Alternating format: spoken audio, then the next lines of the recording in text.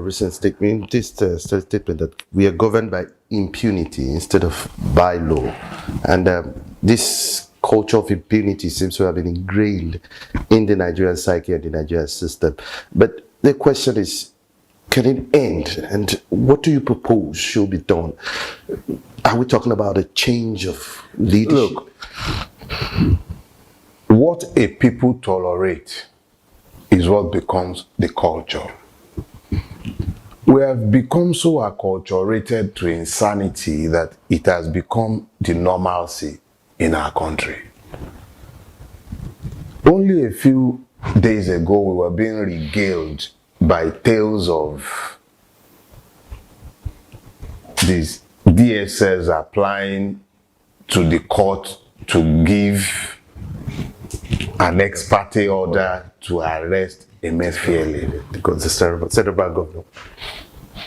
The next thing we are hearing, Emefiele has suddenly become a fugitive wanted by the DSS. Who runs a country like this? This is worse than a banana republic, if the truth be told. It's almost as if the madmen are the ones running the asylum when you really, really think about it. Because this is worse than impunity. If impunity is harnessed to some visioning, to some ideas as to what those who are exercising the powers of impunity are looking to achieve with the impunity that they are exercising, it might even be useful. But this is impunity that appears to have actually morphed into something darker, more sinister, simply because it is based on consumption of everything. Nothing seems to govern appetites anymore. We've graduated from having Ponde fainting in our National Assembly. We've graduated from having off the mic. We've graduated from that to having our central bank governor demanding to become president while still sat in the office of the central bank governor. And today, the same central bank governor is on the run. From who? For what? They are making grave allegations, financing terrorism. This is the same government that has had list of terrorists in his hand forever and has done nothing. So something somewhere is threatening to do in the brains of those who presume to still use their brains in Nigeria. And I think because it is critical, you ask that question so that we don't fall into the trap of analysis paralysis. You said, what can we do? I think it is critical that the Nigerian begins to first of all ask of themselves, are we human? Because if we are human, we cannot have standards unique to us and different from that being used by the rest of the world. If the world has become a global village and we continue to live by these unsustainable standards, we're simply going to implode one day, and then we're already imploding. Everywhere is appearing to be a mess. So what do? Demand first. Are we human? If we are human, then we must demand human standards. We must demand human standards. Human standards demands that when people have done things that they shouldn't do, they should account for what they have done. It shouldn't be that some people can just act with crass impunity, just ride roughshod over it, and then we will just move on, because the next thing you will know now, they will come back and say, oh, so there was nothing, or they would have him removed from office so that perhaps somebody will come and reverse this their policy that appears to have been the catalyst for the whole nonsense. This policy on change of currency, maybe somebody else will come, and then all the money spent so far printing this new currency, all the manner, the untold turmoil in the economy, all of that. And then they will say nothing has happened, just like nothing happened to Magu, nothing will happen. Because I say it, they're not born anybody well to touch Emefiele amongst them. All this one is just farcical gyration. All the things they did in their coven will come out in the open for everybody to see. And they all know it. But because of this, their narrow thing that they are, whatever it is, just narrow interest, they are prepared to scatter the entire economy of a country, all because of, anyway. It's beginning to see that Nigerians are also being distracted with a lot of issues at this point in time. What, in your opinion, may have accounted for these distractions, and what should Nigerians be focusing now as we move towards general elections in 2023? See, the purpose of weaponized poverty is to limit the capacity of the sufferer in the usage of his intellect. When you now align weaponized poverty to weaponized ignorance, what you get is stupefaction, which is what has happened in the Nigerian space. So constantly, the Nigerian system feeds the Nigerian people who are fixated on surviving. Because look at it, it's the festive season, we have fuel scarcity. The people who travel the most in Nigeria during the festive season, they have serious insecurity in their zones. In the midst of all of these, food inflation has gone off the chart. In the midst of all of these, everywhere you turn, everything is scarce. So it becomes pretty difficult for the person who is focused on surviving to look beyond the day and the moment. So it becomes very easy for a candidate that shouldn't even be anywhere near the presidential race, that should be the focus of everybody thinking about how to change this country, save it from itself, make sure that this madness that we are all discussing stops being our preoccupation. All these are impossible because the people are being distracted with hunger, with scandals, little unnecessary things here and there thrown their way just to make sure that they cannot focus on what is important. But in the midst of all of this, some of us, I once wrote a piece, I said, play God or play dog. How do you play dog? The dog barks. That's all it does. But it alerts the homeowner so that the homeowner is aware that there is danger approaching. It is the duty of some of us to act as the dog. And the dog's intention is to focus the homeowner's attention on imminent danger. 2023 February is an inflection point in the life of this country. The Nigerian gets to choose whether he is human and still capable of using his intellect. We should tell him that his self-preservation is paramount. And he should be able to tell that if he continues on his current trajectory, ruination awaits. These are the clear issues before the Nigerian as he enters into 2023.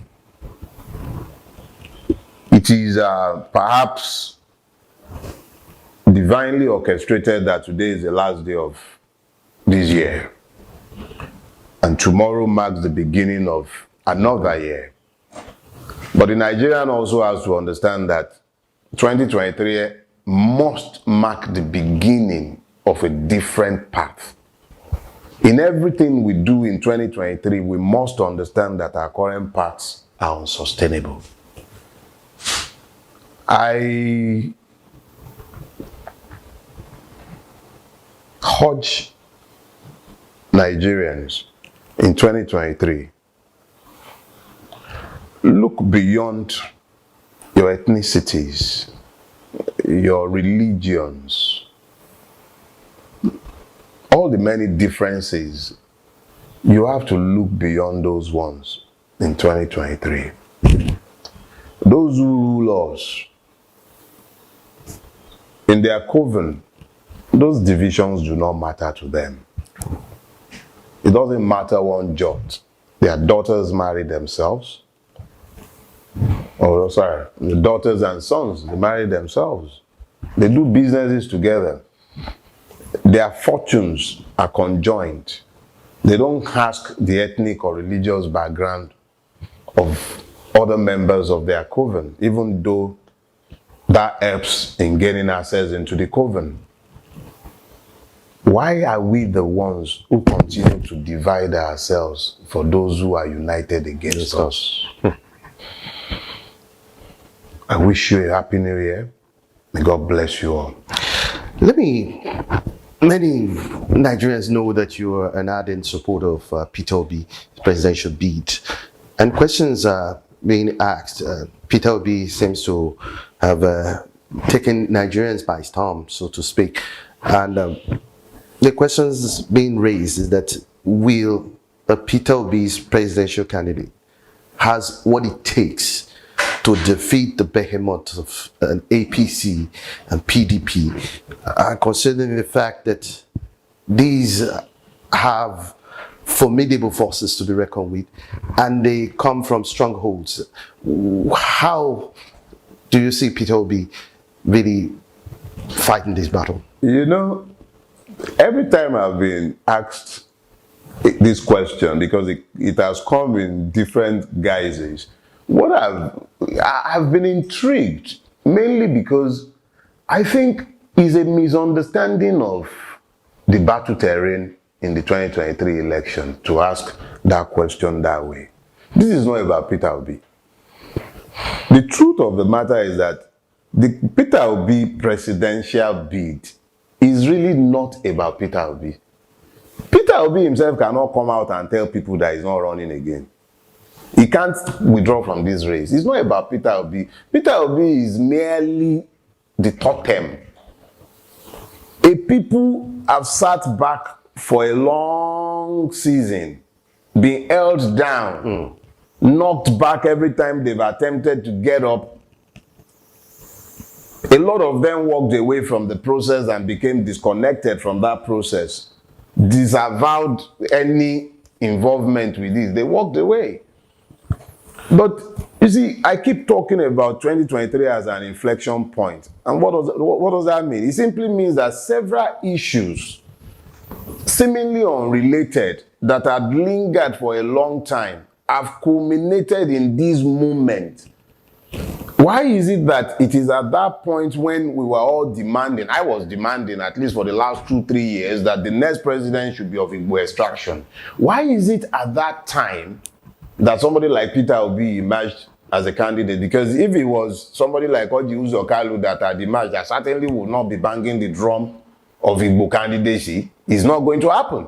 But a man who is eminently qualified and happens to be of Igbo stock is out there contesting. So that's one. A lot of people are queuing up behind that singular issue. That's one. And then NSAS is unfortunate, but the reality is that the Nigerian attempted to assert citizenship during the NSAS protest. And the state violently clamped down on that attempt. And the system, thankfully, was denuded. So the people could see it for the evil that it truly is. And the people who were the victims, those who attempted to protest, their anger was still simmering. But anger without action is nothing, is impotence. So in the immediate aftermath of NSAS, some of us went out there and we were begging people, go and register to vote. There were several people, church organizations, mosque organizations, civil rights organizations, all sorts of people were actively working to ask people to register to vote. So In the midst of all of this, there was no Peter Obi. There are several other things going on. The Muslim ticket, for instance, was another galvanizing factor. So there are some people whose sole interest is, I'm not going to vote this Muslim ticket. So you have myriads of interests that have coalesced together at the same time to create an inflection point. Peter Obi is merely the beneficiary of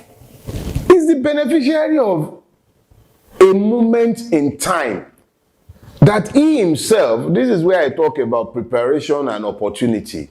People talk about luck. There is nothing called luck. I'm not saying that there aren't happenstance, but I'm saying that there must be a coincidence of preparation and opportunity. If you are not prepared, the opportunity will come and it will go because you were not prepared. If Peter Obi had not built up the goodwill he built up by his deeds in Anambra, he would not be able to stand. I would not be able to speak for him. Because at that point, it would now be a political thing that I will be doing.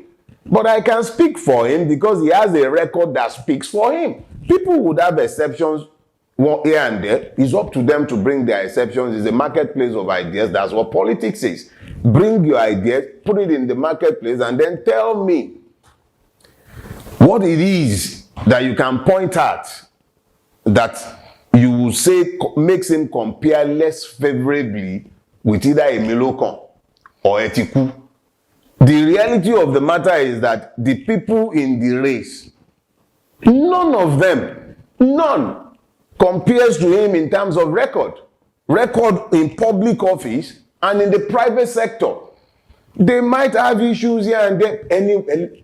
Anybody can say what they care to say. But the reality is that as far as public service is concerned in the space called Nigeria in this 2023 election, there is no compare to Peter Obi in terms of record or in terms of visioning. Let me just get your view on this. Yes, please. A lot of Nigerians are also concerned about Peter Obi meeting with those so-called leaders who have ruiners of this country, like people like Obasanjo, for example, people like Babangida, for example. Some have called to question his credibility with regards to meeting with such elements. I think those calls are largely hypocritical, and I'll make my position clear. How do you?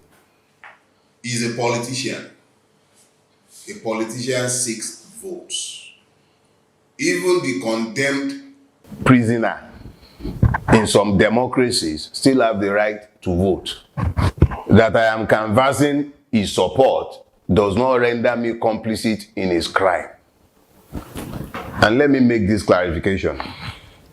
I do not consider either Obasanjo, IBB, or even Abdul Salam for that matter, I do not consider any one of them to be models for anyone to follow.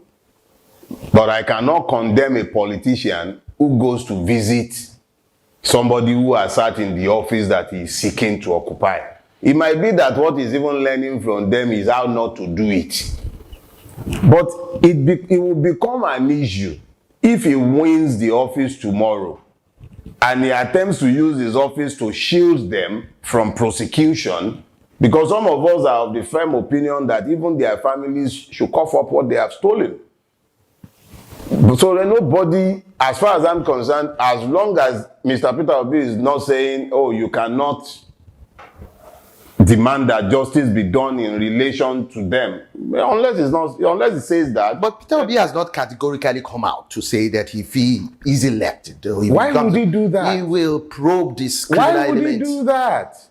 He's a politician. Why would he do that? The only person I know of in the public space running for office that has said that is my friend Shore. Nobody else would do that. Do you understand? The point is he running for office as the federal prosecutor? No. He's running for office as the president. That's all he's running for. If Nigeria is anchored to the rule of law and we have a president who is willing to submit himself to the rule of law, And if he fails to submit himself to the rule of law, because the country is ruled by law, he will be subject to the law. Then let him get into office and say that we cannot demand judicial probe of all occupiers of that office who have stolen this. Somebody must account for why we are the way we are. So the Pondays of this world will go with their loot. All those offering mics. Look, he's the one looking for the presidency. We are not looking for the presidency, and we are not seeking any political office. I'm a private citizen, and as a private citizen, I have a right to demand that the laws be upheld in my country. And I am of the firm opinion that an account must be held. These people must render an account for their deeds. I'm not just talking about Obasanjo or IBB or Abdul. It's personalizing it. It's a systemic accounting that must be done. You cannot claim that all of a sudden, so the law is beginning to rule. But that law that is ruling is not going to demand account of those who have stolen and held the nation bondage and who are still holding untold riches. That is not rule of law. So you are asserting that Peter Obi will have the political will to do that under the rule of law? Let me be clear. I have no reason to doubt that Peter Obi would sustain the rule of law. What he does, what guarantees he might have given anybody, I am not aware of any, and I don't believe he has offered anybody any guarantees. What I am saying, let me repeat myself unequivocally, and I speak as dele farotimi, a private citizen. My life began before Peter Obi ran for the presidency, and my life, if God elects to preserve me, will continue long after he might have left that office. I am saying that as far as I am concerned, nothing, absolutely nothing changes. Whether they are supporting Peter Obi or not supporting Peter Obi, as long as they are Nigerians like me and you, they must be subject to the rule of law. That is my position. Let's get back a bit to the issue between the central bank governor and the lawless DSS court injunction with drama shows, and which has been described by many Nigerians to be a drama show, as a matter of fact. Do you see anything coming out of this? Do you see the central bank government being held to account? Look, I repeat myself. Maybe you didn't hear me before. Nothing will happen to Emefiele. They are just plays their usual games. Just like nothing happened to Magu. You are done watching the Abba Kyari Nollywood special. Nothing, that one is not going anywhere either. I told you all these things way back. The system cannot afford to punish one of his own. Because how do you go about the business of punishing someone like Emefiele? He must have, don't forget about it. Everything they've done in the last 7 years, it's been part and parcel of it now. So how do you go about the business of punishing him? How do you reconcile Akin Oshitoku's position? Some have described him as an internally displaced politician. Jumping from one political party to the other. And I mean, the fact that he's even being identified with the Peter Obi's presidential bid, you see, it's becoming a topic of controversy. Controversy, contrived controversy, you mean to say? There is no controversy there. Look, I have said, and I've used this analogy in past discussions. The Labour Party of today is not the Labour Party of 6 months ago. The Labour Party you have today is something akin to, maybe I should say, the old Nadeco. People came from different tendencies. They had only one thing they agreed on, the actualization of June 12th. A lot of them were not party to the SDP's victory. And they were not even they didn't work for Abiola. But when it was time to coalesce around a principle, they agreed and coalesced around it. The reality on the ground is that and I'm proud to say is my Egmon, is somebody I know personally as well. Balogun Akin Oshitokun is eminently qualified. They will refer to his senatorial ticket with Zenith Labour Party. Reality is that as at the point when he was picking up the ticket, this is something I can say from having had this talk. At the point he was picking up the ticket, he wasn't in the Obi movement. Let me just put it that way. He wasn't part of the Obi project. He was tangentially connected to it. He was going to run, and then he decided not to run, and he informed them. They were duly informed, but it was too late by this time to remove his name from the INEC portal. Now, assuming but not conceding that he's even running in the election, how does that in any way, shape or form renders him ineligible to be the DG? This is politics, and we should leave politics for politicians. Me, I'm not a politician. However, what I can say to you is anything that anybody is saying and talking about a controversy is just that. How can you be busy facing a controversy with Akin Ojitokun Balogun being the DG when you have candidates who have humongous controversies wrapped around their heads like turban? Nobody is talking about age controversy, name controversy, conviction controversy. Nobody is talking about Ferguson controversy. Nobody is talking about those ones, but they are busy chasing Akin Ojitokun. That's the one that is a controversy. When people are ready, they will face controversies. That's not an issue.